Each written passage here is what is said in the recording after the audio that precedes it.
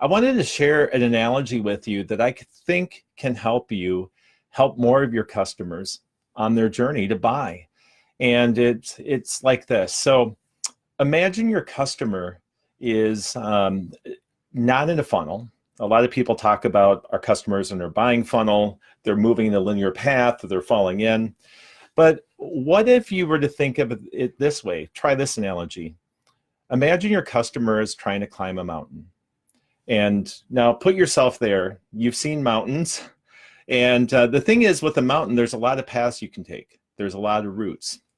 So most mountains aren't straight up. They have peaks and valleys. They have crags. They have crevasses. And so at any point in time, if you've climbed a mountain or had an opportunity to hike it, hike up a hill, you're asking yourself, is it worth it? Is it worth making it up to the top? So now what I want you to do is imagine you have a B2B complex sale. Not only is that one person trying to climb a mountain, but there's a group of people doing it. So now I want you to think about what our role is as marketers and sellers.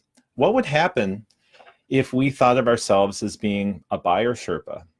And so let's look at what a Sherpa does.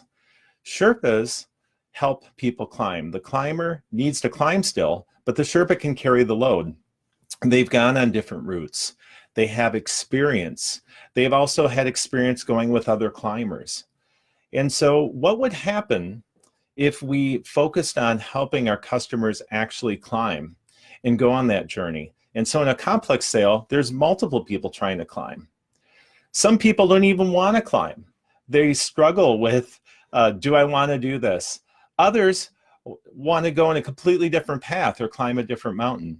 So think of yourself as being a buyer Sherpa. It takes us out of that place of having to push people, having to pull people. What we're doing is we're helping people. And so that's my thought for the day. What do you think? Is this analogy helpful? Let me know. Thanks.